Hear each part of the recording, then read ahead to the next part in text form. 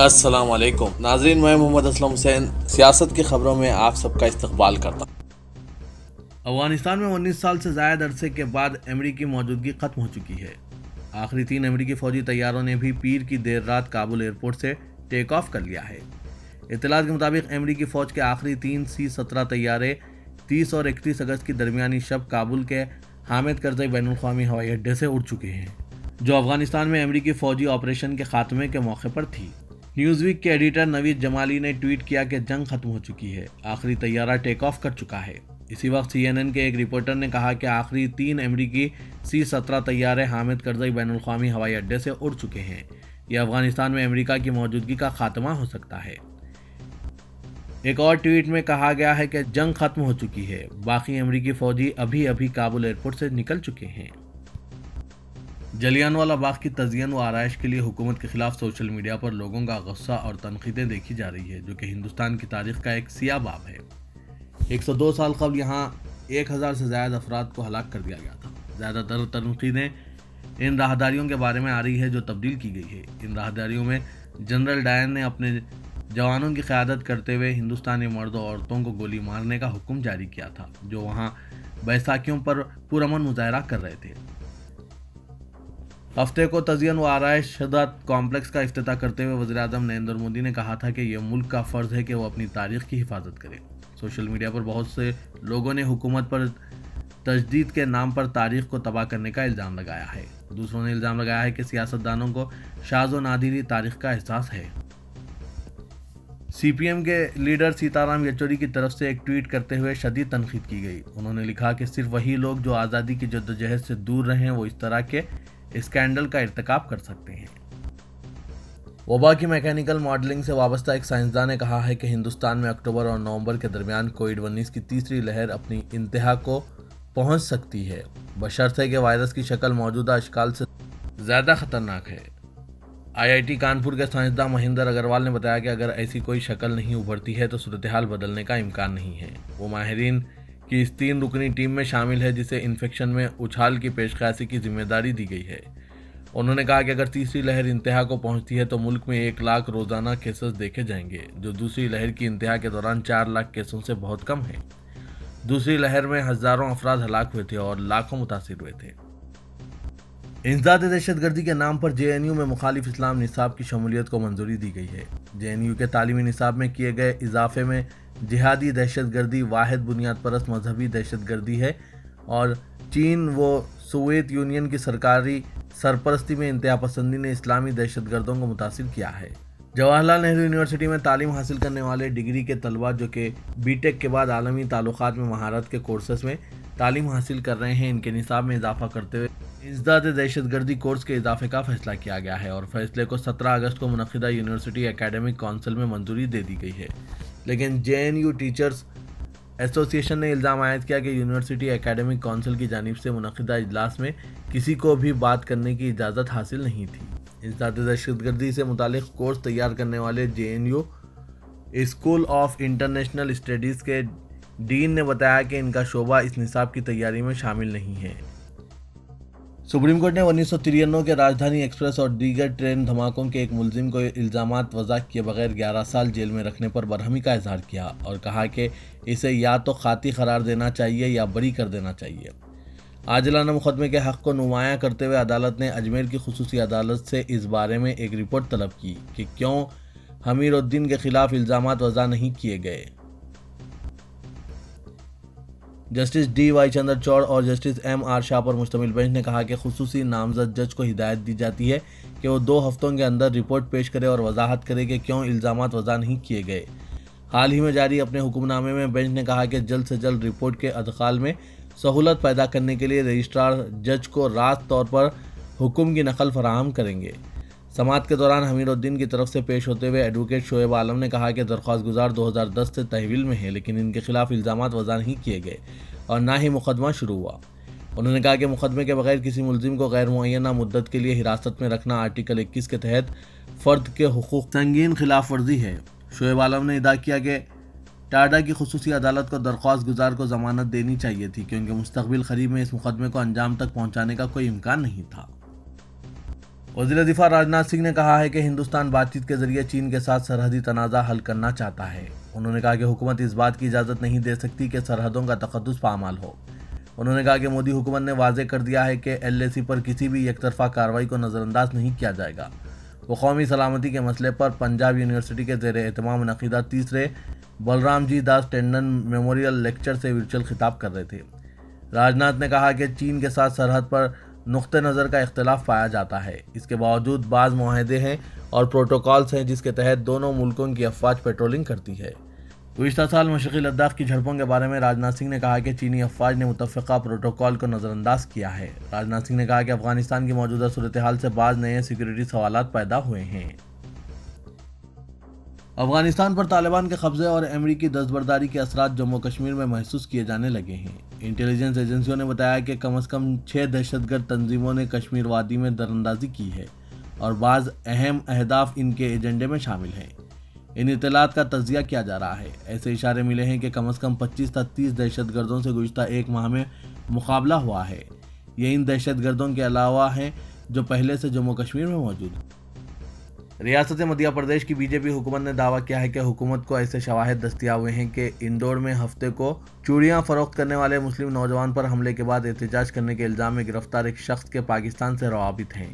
ریاستی وزیر داخلہ نروتم مشرا نے دعویٰ کیا کہ یہ گرفتاری احتجاجی کا سوشل میڈیا کے ذریعے پاکستان سے ربط ہے۔ انہوں نے دعویٰ کیا کہ گرفتار شخص کی شناخت التمش خان کی حیثیت سے کی گئی۔ وزیر داخلہ نے یہ بھی دعویٰ کیا کہ التمش خان کا رکن پارلیمنٹ حیدرآباد اسدالدین اویسی کی زیر قیادت کل ہند مجلس اتحاد المسلمین سے تعلق ہے۔ چوڑی فروخت مسلم نوجوان کو زدوکوب کرنے کے خلاف احتجاج کے سلسلے میں پولیس نے 4 افراد بشمول التمش خان کو گرفتار کیا ہے۔ ان افراد پر سوشل میڈیا کے ذریعے بھڑکاؤ پیغامات پھیلانے کی سازش کرنے کا الزام عائد کیا گیا ہے۔ وادی کشمیر میں جنماشٹمی کا تہوار انتہائی مذہبی جوش و خروش کے ساتھ منایا گیا اور اس میں ہندو مسلم ایکتا کا بھی مظاہرہ کیا گیا۔ سال گزشتہ کورونا وبا کے پیش نظر نافذ لاک ڈاؤن کی وجہ سے اس تہوار کے موقع پر تمام تر روایتی تقریبات معطل رہی تھی۔ کرشنا جنماشٹمی ہندوؤں کا ایک سالانہ تہوار ہے۔ اس دن کو وشنو کے 8ویں اوتار کرشن کے جنم دن کے طور پر منایا جاتا ہے۔ وادی کشمیر بالخصوص شری نگر کے مندروں میں پیر کی صبح سے ہی عقیدت مندوں کی آواجاہی کا سلسلہ جاری رہا۔ دریں اثنا پنڈت برادری سے وابستہ عقیدت مندوں نے شری نگر کے پرانے شہر میں واقع گنپت یار مندر سے 2 برس بعد اس سال شوبھا یاترا نکالی۔ شوبھا یاترا میں کشمیری پنڈت کے مسلم دوست بھی نظر آئے۔ بالی ووڈ اداکارہ جیکلین فرنانڈیز سے انفورسمنٹ ڈائریکٹوریٹ نے منی لانڈرنگ کیس کے سلسلے میں بطور گواہ پوچھ تاچھ کی ہے۔ یہ معاملہ کروڑوں روپے کی مبینہ جبری وصولی ریکٹ سے متعلق بتایا گیا، جس کا سرغنہ سوکیش چندر شیکھر ہے۔ چندر شیکھر الیکشن کمیشن سے متعلق ایک معاملے میں رشوت کا ملزم بھی ہے۔ ED ذرائع نے 36 سالہ شری لنکائی اداکارہ کے حوالے سے کہا کہ وہ ملزمہ نہیں ہے، لیکن چندر شیکھر کے خلاف کیس میں ان سے گواہ کی حیثیت سے پوچھ تاچھ کی گئی ہے۔ 24 اگست کو تحقیقاتی ادارے نے کہا تھا کہ اس نے چنئی میں ساحل کے روبرو واقع ایک بنگلہ مالیاتی 82,50,000 روپے ضبط کیا اور چندر شیکھر کے خلاف منی لانڈرنگ کیس کے سلسلے میں ہی 1 ڈزن سے زیادہ لگژری کاریں بھی ضبط کیے۔ ملک میں تیسری لہر کے بارے میں خدشات بڑھتے جا رہے ہیں۔ بہت سے ماہرین کا دعویٰ ہے کہ تیسری لہر سپٹمبر یا اکتوبر میں آ سکتی ہے۔ اس کے پیش نظر ریاستوں نے اپنی سطح پر تیاریاں شروع کر دی ہے۔ خاص طور پر مہاراشٹر میں بستروں اور آکسیجن ریفلنگ پلانٹس کی تعداد میں مسلسل اضافہ کیا جا رہا ہے۔ دوسری طرف کیرالہ میں انفیکشن کے بڑھتے ہوئے معاملات کے پیش نظر ایک صحت کے عہدیدار نے لاک ڈاؤن لگانے کا مشورہ دیا ہے۔ مرکزی حکومت کے ایک عہدیدار کا کہنا ہے کہ کیرالہ میں انفیکشن کو روکنے کے لیے لاک ڈاؤن کے علاوہ کوئی آپشن نہیں ہے۔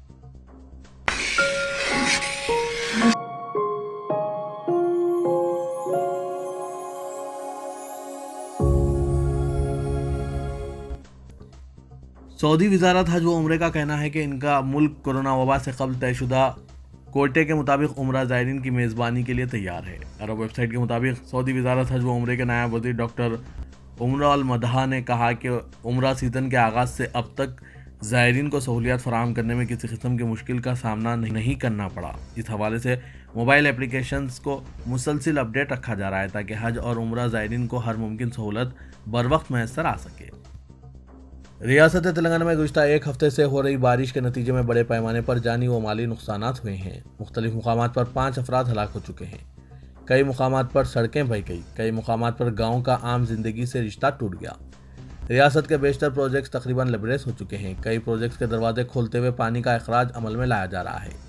چیف سیکریٹری سومیش کمار نے اعلیٰ سطحی اجلاس منعقد کرتے ہوئے اضلاع کلکٹرز کو چوکنا رہنے کی ہدایت دی ہے. ریاستی وزیر فائنانس ٹی ہریش راؤ نے ضلع سدی پیٹ میں بارش سے جن مکانات کو نقصان ہوا ہے ان کے متاثرین میں مالی امداد تقسیم کی اور ریاست میں بڑے پیمانے پر کھڑی فصلوں کو نقصان پہنچا ہے. محکمہ موسمیات نے ریاست میں مزید 2 دن بارش ہونے کی پیش خیاسی کی ہے. ریاست میں بارش کی وجہ سے بڑے پیمانے پر نقصانات ہو رہے ہیں. ضلع رنگا ریڈی کے ماراپلی منڈل میں واقع تماپورو گاؤں میں بہہ جانے والی کار میں 3 نعشیں برآمد ہوئی. اس کار میں جملہ 6 لوگ سوار تھے. مہلوکین میں نئی نویلی دلہن بھی شامل ہے. ضلع یادادری بھونگیر کے راجم پیٹ منڈل کرارام کے پاس بہ گئی اسکوٹی پر سوار 3 لڑکیاں غرق ہو گئی جس میں ایک لڑکی کو مقامی افراد نے بچا لیا. ایک لڑکی کی نعش دستیاب ہوئی ہے. دوسری لڑکی ہنوز لاپتہ ہے. ہلاک ہونے والی لڑکی کی سندھوجا کی حیثیت سے شناخت کی گئی ہے جبکہ ہیما بندو لاپتہ ہے. ضلع سدی پیٹ کے منا پلی برج پر سیلاب کے پانی میں ایک کار پھنس گئی. پولیس نے 2 افراد کو بچا لیا. وزیر اعلیٰ تلنگانہ کے چندر شیکھر راؤ کے 3 روزہ دورے دہلی کے ساتھ ہی فیڈرل فرنٹ کی قیام ساریاں شروع ہو چکی ہے. کہا جا رہا ہے کہ دہلی میں چیف منسٹر فیڈرل فرنٹ کے لیے مخالف کانگریس و مخالف بی جے پی قائدین سے ملاقات کریں گے. چیف منسٹر جو کہ 1 سپٹمبر کو دہلی روانہ ہو رہے ہیں اور 3 سپٹمبر کو واپس ہوں گے. اپنے دہلی میں قیام کے دوران وہ تلنگانہ راشٹر سمیتی کے قومی دفتر کا 2 سپٹمبر کو سنگ بنیاد رکھیں گے. لیکن ایک دن قبل چیف منسٹر کی دہلی روانگی اور سنگ بنیاد کی تقریب کے بعد بھی ایک دن دہلی میں قیام کے فیصلے پر کہا جا رہا ہے کہ وہ اس مدت کے دوران اپوزیشن قائدین سے ملاقات کر کے فیڈرل فرنٹ کی سرگرمیوں کے احیا پر تبادلہ خیال کریں گے. شہر حیدرآباد کے 2 بڑے ذخیرہ آب عثمان ساگر اور حمایت ساگر میں دوبارہ پانی تیزی سے جمع ہو رہا ہے. دونوں ذخیرہ آب تقریباً لبریز ہو چکے ہیں. حمایت ساگر میں 2570 کیوسکس پانی کا انفلو ہے جبکہ مکمل گنجائش 1768.50 فٹ ہے. فی الحال 1762.40 فٹ پانی جمع ہو چکا ہے. عثمان ساگر میں 3055 کیوسکس پانی کا انفلو ہے. اس ذخیرہ آب میں پانی کی مکمل گنجائش سطح 1790 فٹ ہے. فی الحال 1787.35 فٹ پانی جمع ہو چکا ہے. چنچل گوڑہ جیل کی منتقلی پھر ایک بار موضوع بحث بن گئی ہے. چنچل گوڑہ جیل کی منتقلی کے بعد ترقیاتی کاموں کو انجام دینے کا چیف منسٹر نے سابق میں وعدہ کیا تھا اور پرانے شہر سے اس جیل کی منتقلی کے اقدامات تاحال عمل میں نہیں لائے گئے جبکہ ورنگل جیل کو حالیہ دنوں منتقل کر دیا گیا. پرانے شہر میں ترقیاتی کاموں کے موقع پر منعقدہ تقریب میں وزیر کے ٹی آر نے اس مسئلے کو چیف منسٹر سے رجوع کرنے کا تیقن دیا. حیدرآباد کے رکن پارلیمنٹ اسدالدین اویسی نے چنچل گوڑہ جیل کی منتقلی کے وعدے کو تازہ کیا اور اپنے ٹویٹر اکاؤنٹ کے ذریعے چیف منسٹر سے درخواست کی. ڈبل بیڈ روم مکانات کی افتتاحی تقریب کے موقع پر وزیر کے ٹی آر نے اس بات کا تیقن دیا کہ بہت جلد اس مسئلے کی یکسوئی کر لی جائے گی. انہوں نے چنچل گوڑہ جیل کی منتقلی کے لیے چیف منسٹر سے مسئلے کو رجوع کرنے کا وعدہ کیا اور کہا کہ جیل کو منتقلی کے بعد اس مقام پر ترقیاتی پروجیکٹوں بالخصوص تعلیمی ادارے قائم کیے جائیں گے. تلنگانہ حکومت ایک اہم فیصلہ کرتے ہوئے کورونا کے علاج کو آروگیہ شری اسکیم میں شامل کیا ہے. مرکزی حکومت نے کورونا کے علاج آیوشمان بھارت اسکیم میں شامل کیا ہے. ریاست میں آیوشمان بھارت اسکیم پر عمل کرنے کا فیصلہ کرنے کے بعد یہ ممکن ہو پایا ہے. ریاست میں آروگیہ شری آیوشمان بھارت کے نام سے اس اسکیم پر عمل آوری ہوگی. کورونا کے علاج کو 17 اقسام میں تقسیم کیا گیا ہے. ان میں 14 اقسام کا سرکاری ہاسپٹلز میں علاج کیا جائے گا. ساتھ ہی مرحلے واری اساس پر ان امراض کے علاج کو خانگی ہاسپٹلز میں توسیع دی جائے گی. ریاست میں مرکز کی آیوشمان بھارت اسکیم پر عمل کرنے سے ریاست میں 1668 اقسام کے مفت علاج عوام کو دستیاب ہو رہے ہیں. تاہم حکومت نے ان میں 642 امراض کا علاج سرکاری ہاسپٹلز میں کرانے کا فیصلہ کیا ہے.